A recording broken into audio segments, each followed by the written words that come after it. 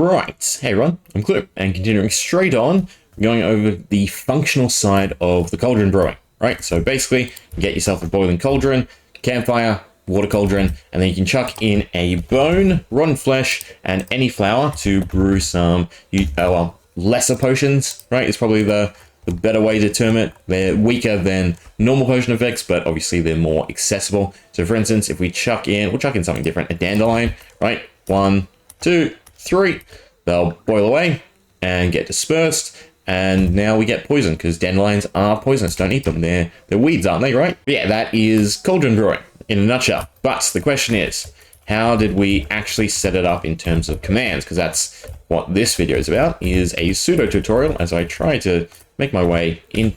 Come on, so close. Come on. Anyway, a pseudo tutorial on how I have made things in this data pack, right? Because, well, people have expressed interest, so I'm going to make it, right? You say I do. That's the life of a YouTuber, is it not? Anyway, obviously we're in windowed mode, more or less, so you can actually see, and I can just drag stuff over. So we do have the resource pack and the data pack, right? Resource pack, nice and simple. You can use the custom model data NBT to create custom items. I don't think we've used any for this function, did we? No. So I don't need that right now. I'm going to leave it open because I was doing stuff. And then we have the actual data pack. Don't worry about that red message. You shouldn't worry about that at all. Just, yeah, pay no attention. So in the data pack, right, we have Runechant. We have the normal Minecraft stuff, which is how you do... Why am I saying this? Focus. We're explaining Cauldron brewing. That's all we're doing. Runechant, functions, done. So we have 4 different sections for me. Admin, which is just used to spawn in items, only 1 so far, just because there's a buttload that I don't want to spend time crafting.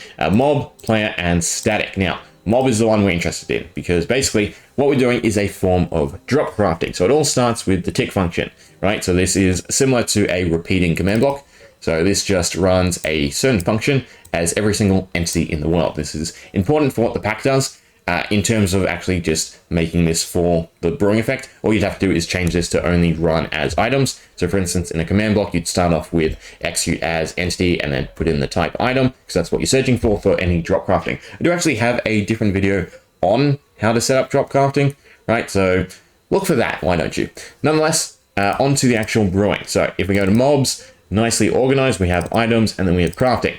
And if we look for Cauldron, right, we now have how I conduct the Cauldron brewing. So the first step is to identify the multi-block structure. So that's nice and simple, right? So again, we're executing as an item. So for instance, we'll do it with command blocks, right? Just to explain a little bit better. So executes as entity, again, looking specifically for items.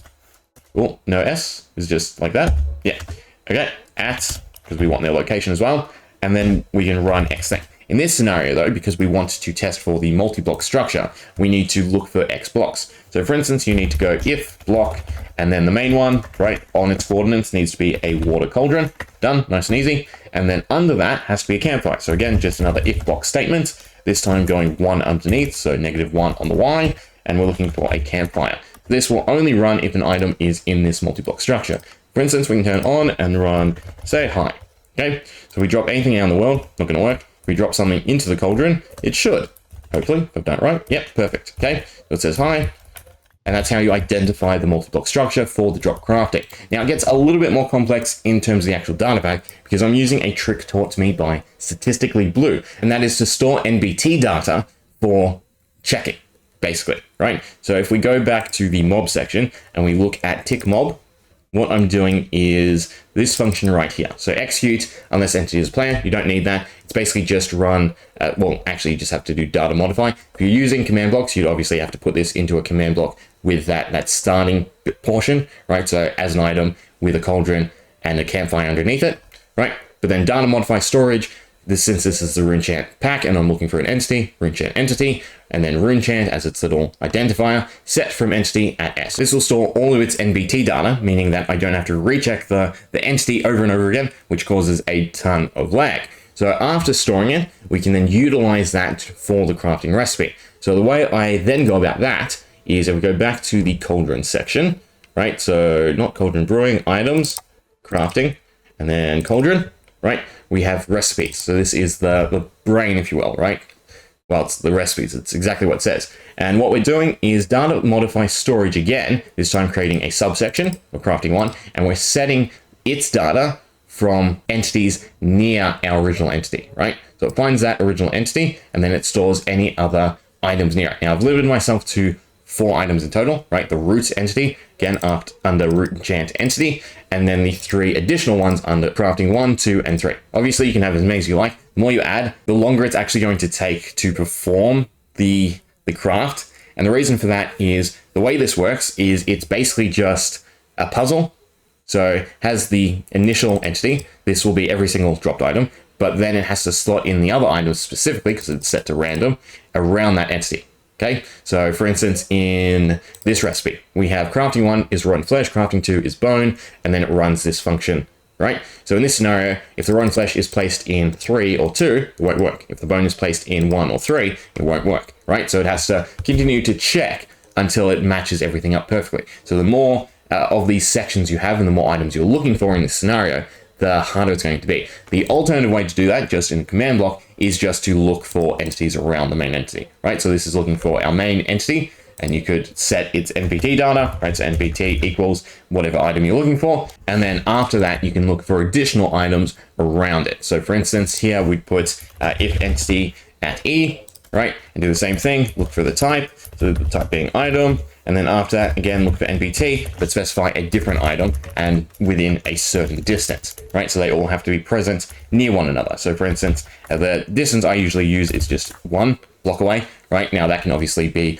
slightly larger than that. It can be obviously outside the block, but it's usually workable. You can probably halve it to 0.5, but again, you gotta factor in the space, right? So if in a cauldron, you've got, what is it, 2 pixels in, but then on a normal block, if you're just crafting on its top, right, one can be on this corner, one can be over here. So I do like to use 1, but 0.5 should be manageable, right? So again, we're looking for the structure. We have a root item, and then in this scenario, we're looking for any item around it that we then specify. In terms of what I actually do in the data pack, we're using this system of storing NBT data using, well, the data modify storage command. And don't do that, right? So then the next step is to obviously check everything is correct. So in this case, again, I'm checking crafting 1 to be rotten flesh, crafting 2 to be a bone, and then it's going to run this function, mob items crafting cauldron plants. And the reason I then have that section, and also the reason we're missing the initial Runechant entity, is because that's now in this plant section.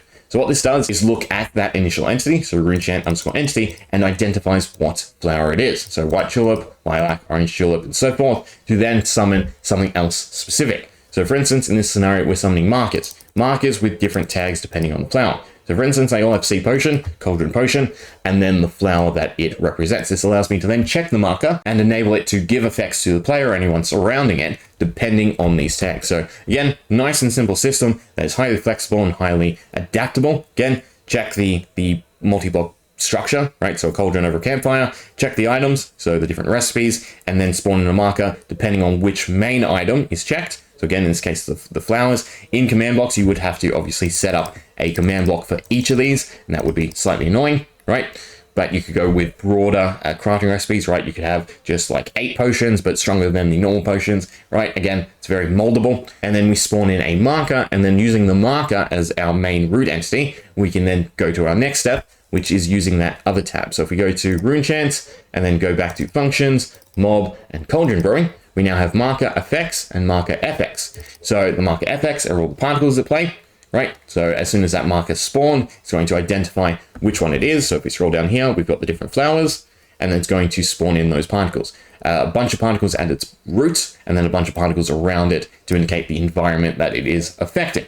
Then similarly, we're just giving effects based on, again, the tag. So depending on the flower, which is down here, top one, normal potions.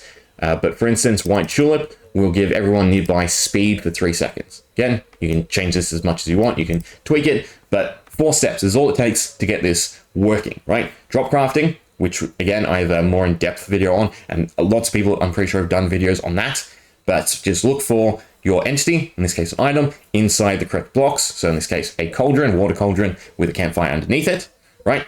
And then execute X function. In this case, it would be to spawn a marker, and then chain command blocks would then be used to delete the items used for the recipe. And then off that marker, you'd have another one that checks its tags and gives off particles and effects, right? So altogether, you'd probably need 2 chains for this. So again, 1, 2. So again, this would be change step, say hi. It would be summon marker at its location with X tags, so like so. And then after that, you have to set up a way to delete the items. You would need to also keep the same check, right? So that it's set at the right item and the location. So again, just copy over the first section, execute at the item you're looking for with its multi-block structure and any other items surrounding it, and then just delete it, you know, again, specifying items. So entity, and then in here again, do type item, and you could specify the NBT. You could do that as many times as you want to specify the exact items to delete, or you just do items broadly in this case, because we're summoning a marker, and that marker is not impacted by this command, right? It won't be deleted, it won't mess anything up. And then off of that, all you have to do is search for the marker and execute whatever you want given its tags. Again, I've done particles at its location, particles in the environment, and an effect. So just to see it in action once more, bone, flesh, and again, any flower. We'll do sunflower this time, right? So 1, 2, 3, bubbles away. Is sunflower one?